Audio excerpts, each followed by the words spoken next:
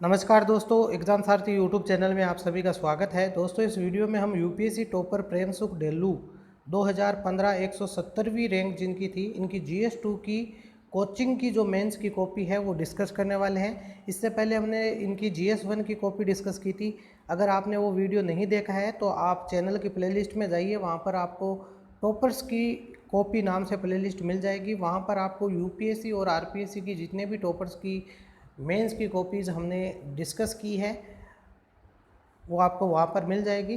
तो चलिए शुरू करते हैं। दोस्तों, आप देख सकते हैं इनकी जो ये कॉपी है, हिंदी माध्यम से इन्होंने जो है एग्ज़ाम दिया था यूपीएससी का भी, और उसी साल 2015 में इनकी कोचिंग की जो कॉपी है वो आप देख सकते हैं।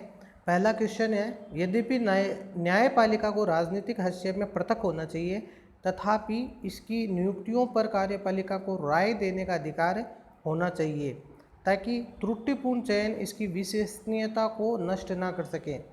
एनजेएसी के संदर्भ में सर्वोच्च न्यायालय के निर्णय की जांच कीजिए। यानी एनजेएसी के बारे में जो सुप्रीम कोर्ट का एक तरीके से वर्डिक्ट आया है उसके बारे में आपको जो है उसके कॉन्टेक्स्ट में आपको डिस्कस करना है। तो इनका जो जवाब है वो देखिए कि हाल में सर्वोच्च न्यायालय में के द्वारा राष्ट्रीय न्यायिक नियुक्ति आयोग के संदर्भ में 99वें संविधान संशोधन को न्यायपालिका की स्वतंत्रता एवं मूल ढांचे के विपरीत बताते हुए रद्द किया गया। ये सर्वोच्च न्यायालय का निर्णय था। तो आगे देखिए, वास्तव में न्यायिक नियुक्ति आयोग को न्यायाधीशों की नियुक्ति हेतु तीन न्यायाधीशों की जो केस है, डेटा है 1981, 92 और 98 के बाद अस्तित्व में आए कॉलेजियम सिस्टम को हटाकर गठन किया गया था, जो न्यायाधीशों की नियुक्ति एवं स्थानांतरण संबंधी कार्य देखता है। वास्तव में कॉलेजियम सिस्टम में व्याप्त अपारदर्शिता, जवाबदेहिता का अभाव, भाई भतीजावाद के आरोप लगते रहे हैं। साथ ही दुनिया में कहीं भी न्यायाधीशों द्वारा नियुक्ति नहीं होती है। इस कारण न्यायिक नियुक्ति आयोग महत्वपूर्ण परिवर्तन था, लेकिन सर्वोच्च न्यायालय ने रद्द कर दिया। वास्तव में जो ये निर्णय की समीक्षा करें तो पाते हैं कि सभी राजनीतिक दलों की सर्वसम्मति एवं 20 राज्यों की विधायिका द्वारा पारित कानून के सर्वोच्च न्यायालय द्वारा अवैध घोषित करना चकित करने वाला रहा है। लेकिन साथ ही महत्वपूर्ण बात यह है कि सर्वोच्च न्यायालय द्वारा कॉलेजियम में व्यापक अपारदर्शिता, जवाबदेहिता के अभाव को माना तथा इस संदर्भ में सरकार एवं आम जनता से सुझाव मांगे हैं, या जो पहल है इस फैसले को कदापि भी न्यायपालिका और कार्यपालिका के बीच तनाव के रूप में नहीं देखना चाहिए। हमारे लिए न्यायपालिका स्वतंत्रता महत्वपूर्ण है, न्यायिक स्वतंत्रता महत्वपूर्ण है और न्यायपालिका लोगों की इच्छाओं पर खरी भी उतरी है। दूसरी तरफ न्यायपालिका ने इसमें सत्ताधारी सुधारकारी पहल ही की है। साथ ही हमें न्यायाधीशों को हमारी जन भावनाओं का प्रतिनिधित्व या को उचित सम्मान जरूरी है। अतः संविधान के तीनों अंगों को मिलकर इस संदर्भ में उचित हल निकालना चाहिए ताकि संसदीय सर्वोच्चता बनी रहे, न्यायिक स्वतंत्रता भी बनी रहे एवं सभी हिस्से एवं दूसरे की सहयोगी की भांति हो। तो दोस्तों, ये देखा इन्होंने किस तरीके से इसका जवाब लिखा है। कुल मिलाकर के जो सर्वोच्च न्यायालय द्वारा निर्णय दिया गया था, ख़ास तौर पर 2015 की बात है, जब जो एनजेएससी के बारे में, यानी कि जो जजों की नियुक्ति का जो सिस्टम था, उसमें सरकार की जो भागीदारी है, सरकार की जो भूमिका है, उसको एक तरीके से रद्द करने का, उस निर्णय को रद्द करने का इन्होंने सुप्रीम कोर्ट ने निर्णय किया था।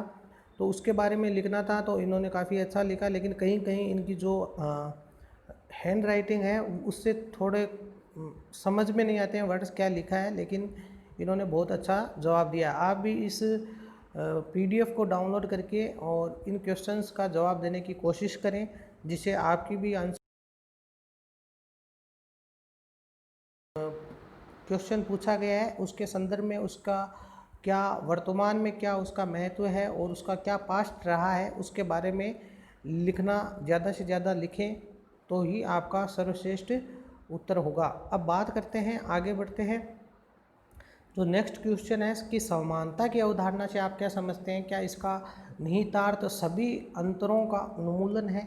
समानता का आदर्श साम्य यानी इक्विटी से किस प्रकार भिन्न है? भारत में सकारात्मक कार्रवाई कार्यक्रमों के प्रकाश में चर्चा कीजिए। तो देखिए इनका जवाब कि समानता से आशय है कि सभी भेदभावों की समाप्ति। भारतीय संविधान में अनुच्छेद 14 से लेकर 18 तक समानता के मूल अधिकारों का उल्लेख है। तो यहाँ पर इन्होंने अनुच्छेदों के बारे में लिखा है, लेकिन यहाँ पर ध्यातव्य तथ्य ये है कि कुछ युक्ति युक्त अपवादों का उल्लेख भी किया गया है। अतः भारतीय संदर्भ में देखें तो समानता का आशय सभी के साथ समान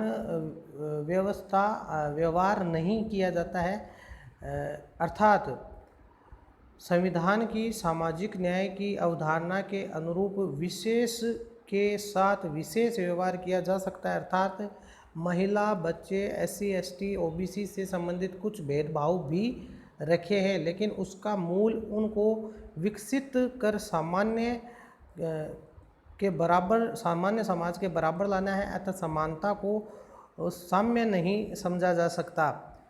भारत में समानता हेतु विभिन्न प्रकार के कार्यक्रम यथा SC, ST, OBC आरक्षण अनुच्छेद 17 के तहत, अस्पृश्यता का अंत अनुच्छेद 18 के तहत, उपाधि का अंत, महिला और बच्चों के से संबंधित विभिन्न कार्यक्रम यथा समन्वित महिला एवं बाल विकास कार्यक्रम चलाए गए हैं। तो आप देख सकते हैं इस तरीके से इन्होंने जवाब दिया, जो कि बहुत ही अच्छी तरीके से इन्होंने अनुच्छेदों का वो यहाँ पर सहारा लिया। तो बहुत ही अच्छे तरीके से इन्होंने स्पष्ट करने की कोशिश की। अब अगला क्वेश्चन देखिए कि व्यावसायिक कौशल समावेशी विकास आरंभ करने और गरीबी को रोकने हेतु एक उत्कृष्ट उपकरण है। इस संबंध में भारत में कौशल विकास कार्यक्रमों के कार्य निष्पादन का मूल्यांकन कीजिए और इनकी सफलता को बाधित करने वाली समस्याओं की चर्चा एवं NSDA पैनल की रिपोर्ट का विशेष संदर्भ देते हुए उपचार सुझाइए। तो NSDA पैनल की जो रिपोर्ट है उसके बारे में आप लिख सकते हो। इनका आप जवाब देख सकते हैं कि व्यावसायिक कौशल समावेशी विकास के संदर्भ में महत्वपूर्ण है, क्योंकि कौशल विकास को सफल उद्यमिता की कुंजी कौशल विकास एवं उद्यमिता नीति 2015 में माना गया है। भारत में कौशल विकास हेतु विभिन्न कार्यक्रम चलाए गए हैं तथा विभिन्न संस्था यथा ITI, पॉलिटेक्निक, इंजीनियरिंग संस्थान स्थापित किए गए हैं। फलस्वरूप व्यावसायिक शिक्षा प्राप्त लोगों का प्रतिशत बढ़ा है, 4% तक पहुंचने पर हाल ही में एक जो है रिपोर्ट में पाया गया कि कौशल विकास प्राप्त युवा भी उद्योगों के अनुकूल नहीं है। अतः हम पाते हैं कि कौशल विकास कार्यक्रमों में हम कहीं ना कहीं असफल रहे हैं। यदि हम इन कार्यक्रमों की असफलताओं के कारणों पर गौर करें तो हमें निम्न कारण प्राप्त होते हैं। पहला है कार्यक्रम निर्माण। तो योग्यता जो है निर्माण, तो कार्यक्रम क्रियान्वयन के रूप स्तर पर कोई व्यवस्था का न होना, यानी कि कार्यक्रम निर्माण तो किया है लेकिन क्रियान्वयन के स्तर पर कोई व्यवस्था नहीं है। दूसरा है कि इन संस्थानों द्वारा केवल सरकारी नौकरी की तरफ ही रुचि रखना। तीसरा है आधारभूत ढांचों का अभाव। चौथा है पाठ्यक्रमों एवं औद्योगिक आवश्यकताओं का कोई तालमेल न होना। पांचवा है प्रशिक्षित प्रशिक्षकों की कमी। छठा है केवल सरकारी प्रयास। अतः जो दान क्षेत्र में सुधार लाने हेतु NSDA पैनल की रिपोर्ट में निम्न सुधार कर सकते हैं: उचित ढांचागत विकास, प्रशिक्षित प्रशिक्षकों की व्यवस्था, स्वतंत्र मूल्यांकन, संस्थान की स्थापना। तो स्वतंत्र मूल्यांकन करें, पाठ्यक्रम औद्योगिक आवश्यकता अनुसार बने, छात्रों को प्रेरित किया जाए, उचित जानकारी उपलब्ध कराई जाए, निजी क्षेत्र का सहयोग लिया जाए। इस संदर्भ में हाल ही में किए गए प्रयास यथा जो कौशल विकास जो है निगम है, कौशल विकास योजना महत्वपूर्ण है। तो इस तरीके से इन्होंने जवाब दिए। अगला आप देखें CAG PAC रिलेशनशिप पर एक क्वेश्चन था जिसके बारे में इन्होंने बहुत ही अच्छा आंसर लिखा है। तो दोस्तों आप पूरी की पूरी ये जो आंसर कॉपी है ये नीचे डिस्क्रिप्शन में दी हुई है, तो वहाँ से आप डाउनलोड करें। डाउनलोड करने के बाद इन क्वेश्चंस को अपनी तरफ से लिखने का प्रयास करें, फिर तुलना करें कि क्या जो है प्रेम सुख जी का आंसर राइटिंग है और क्या लेवल है आपकी आंसर राइटिंग का, और इसी तरीके से ज़्यादा जानकारी जुटाएं इन टॉपिक्स के बारे में। तो सभी क्वेश्चंस तो इस वीडियो में डिस्कस नहीं हो पाएंगे क्योंकि पूरा का पूरा पेपर है GS2 का। तो आई होप कि 2-4 क्वेश्चन जो हमने डिस्कस किए हैं उनमें आपको समझ में आया होगा कि किस तरह आपको मेंस में आंसर लिखने हैं, और ज़्यादा से ज़्यादा आप प्रैक्टिस करें आंसर लिखने की। जितना ज़्यादा आप लिखेंगे उतने ही आपकी आंसर राइटिंग स्किल अच्छी होगी। तो दोस्तों, अगर आपको ये वीडियो पसंद आया हो तो इसे लाइक करें, शेयर करें, और ऐसे ही वीडियोज़ पाने के लिए हमारे चैनल को सब्सक्राइब करें, बेल आइकन को प्रेस करें। धन्यवाद।